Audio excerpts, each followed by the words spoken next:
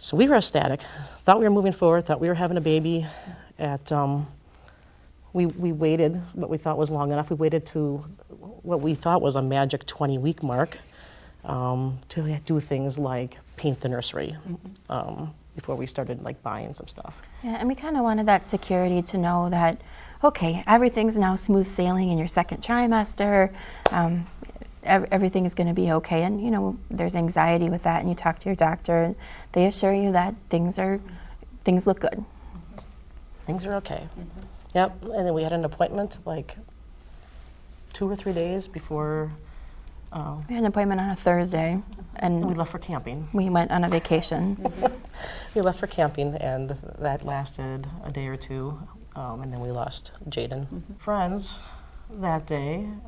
We had a fantastic weekend. You know, we kind of got away. It was a really nice time, relaxing, connecting really well.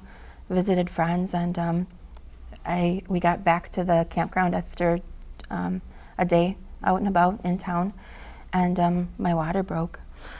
All day long, Jill kept saying, "Boy, the baby must be getting bigger. It feels really low today."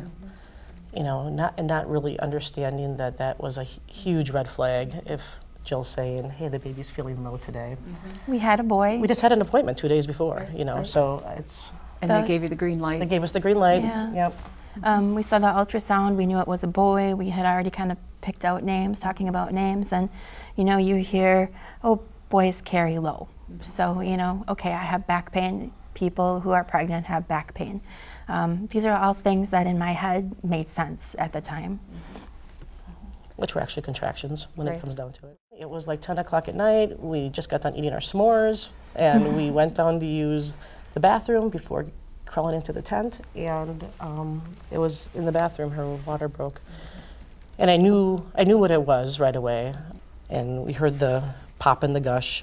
I knew it was not good, and I didn't know if there was a way to maintain the pregnancy a little while longer without much amniotic fluid. So I had some hope that it was going to still be okay. Yeah. I probably had more hope because I hadn't accepted that I was losing a baby. I thought, okay, technology is so far advanced. There's so many things you can do. I'm going to be okay. So yeah, so we got to our healthcare facility and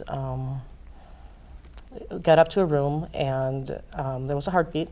So the heartbeat was fast. You could tell the baby was under distress.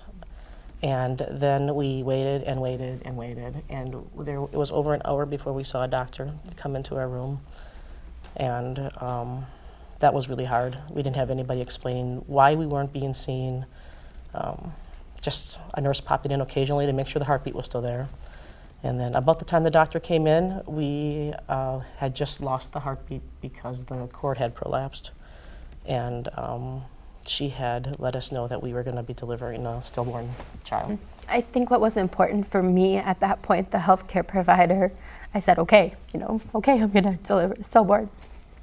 But the doctor stopped and made sure that I understood that the baby wasn't alive anymore, and that was important for her to do.